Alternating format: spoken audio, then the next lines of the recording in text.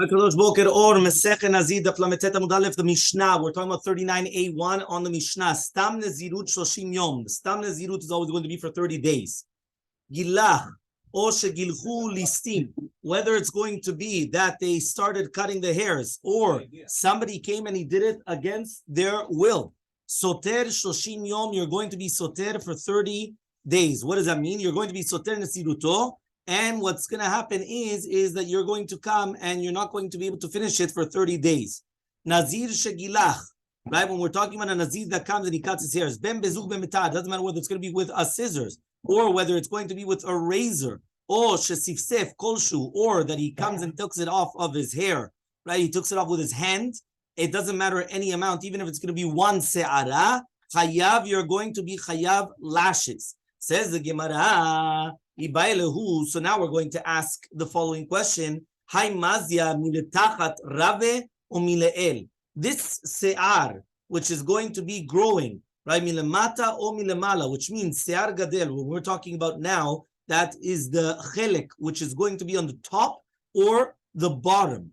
Okay, meaning basically like this. What changes when hair grows? Is it the top or the bottom? Right? What exactly is coming out? So he comes and he says, what do I care? When it comes over now, and you're going to tell me now that hair grows. Does hair grow on the top? Everyone always, many times they used to ask the same question with the nail. When the nails grow, is it the chelek on the top which is growing? Sure. Or is it the bottom which is coming out? No, it's the bottom that's pushing. So let's see. Says the Gemara, what do I care now? Which part is it? Is it that it's the bottom or not? So he says, L'nazir shegilchu listim. Imagine right now that you have a Nazir. Listim came, and what they did is that they forced, Listim are bandits. They came and they basically shaved this guy. Now, when they shaved this Nazir, he's the Nazir. They came, they shaved the Nazir. But when they came and they shaved the Nazir, what happened was they left the length of lachuf rosho likaro, which means they could come and they could push the hair backwards to its shoresh. So, if you're going to tell me now that the se'arot, which are growing, they grow from the bottom, which means from the bottom, that's where it grows out. So it comes out that the se'ar that the Nazir had, b'shat kabbalat nazirut, he was magdish to the kabbalat nazirut, and it starts growing forwards. Hashakle was already taken from the listim. Ela'i amrat, right? Why? Because since basically there's nothing left other than the, basically that means the hair which was consecrated, there's nothing left because basically, right, it was completely taken off. So now one more time, they came, they cut off all his hair. What's left? A little tiny bit that you could fold it backwards. But if you're going to tell me that it grows from the bottom, this growing was something new. It had nothing to do with Nazirut. The Nazirut that he accepted upon himself was the hair which was on the top, and that the listim came and they completely shaved it off. But if you're going to tell me that really the se'arot which are growing are the ones which are growing from the top, my dakdish, whatever you came and you're magdish, hakaim, it's at least kayam, right? Why? He comes and he says that when the person came and he accepted upon himself the nazirut, right? It's still kayam lefachot, at least something, and therefore you do not have to come and do not have to wait another 30 days, but rather you could be megaleach the se'arot which were left over, right, as a mitzvah, and then you just finish your nazirut, okay?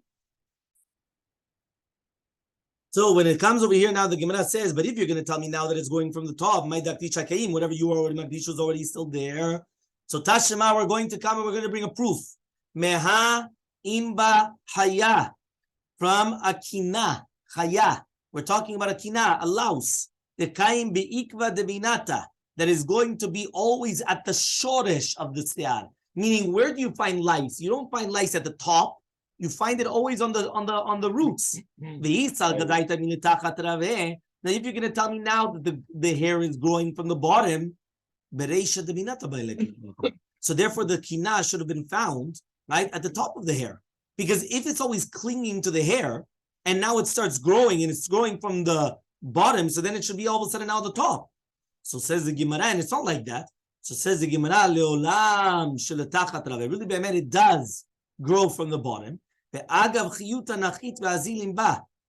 it's not mamash tevuka l'se'ar. It's not 100% clinging to the hair, and therefore, because it always goes downwards, meaning as the hair continues growing, the lice continues going downwards, right? Stop scratching your heads, yeah? Yeah, all of a sudden, he says, right, it starts going downwards towards the root.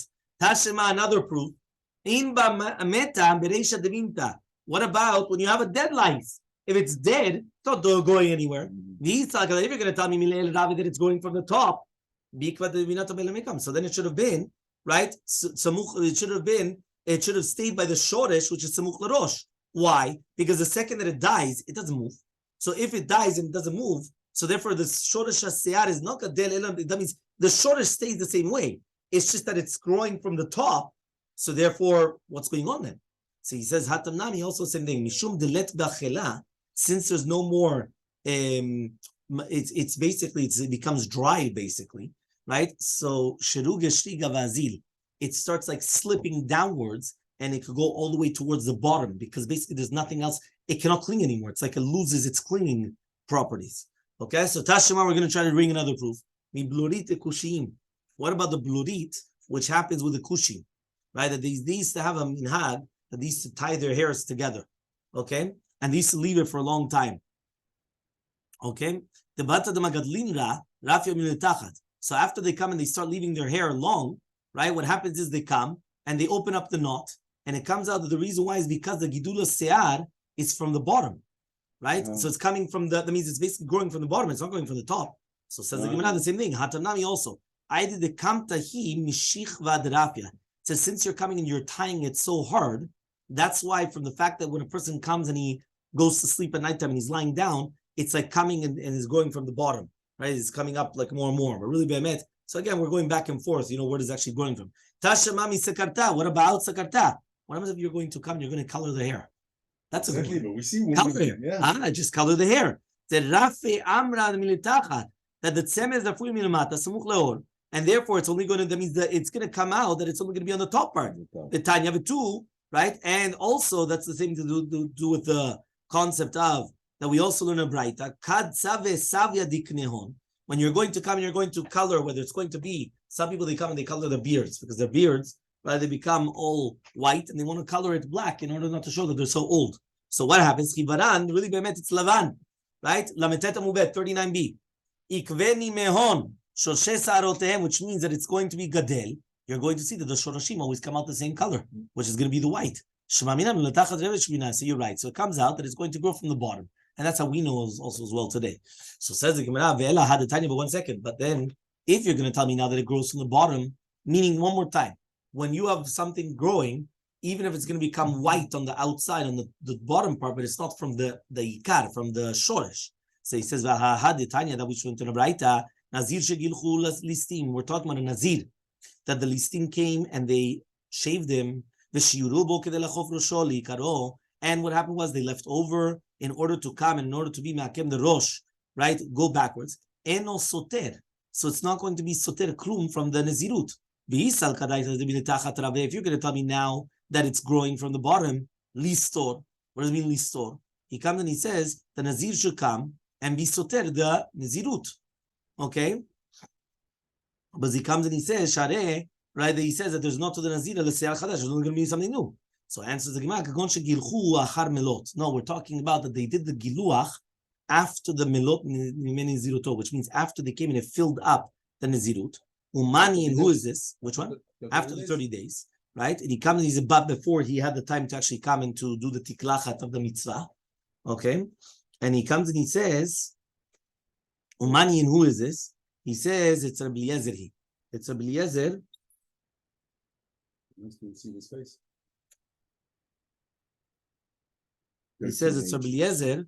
The Amar kol achar melot shiva soter. He comes. He says after the 7 days, after the imot nizirut, 7 days is going to be soter and not more. Which means after you've already done right the 30 days, if you become tameh, all you have to do is you have to do 7 days. You don't have to do a new complete 30 days. What's the reasoning? My tamad Rabbi Eliezer. What's the reasoning of Rabbi Eliezer? Yalif tiglachat tahara mitiglachat tum'ah. Right? You learn tiglachat tahara from tiglachat tum'ah.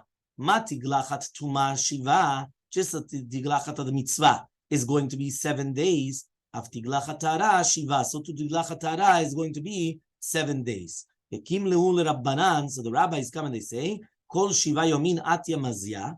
He says all the 7 days the hair is going to start growing. In order to come and to turn it. That means basically it takes a week for the hair to grow enough that you're able to come and push it back to the shoresh. Okay? So the Rabbanan, they actually established that for 7 days it's going to be able to come and to grow in order to pull it backwards from that it's going to be able to, that means even if a person had very, very little hair, they're able to come and to push it backwards. Nazir Shegilah. We're talking about a Nazir, that he was Megaleach. Yeah, so we're on the 2 dots, okay? Nazir Shegilah ben betar ben bezug o shefisfes kolshu chayav.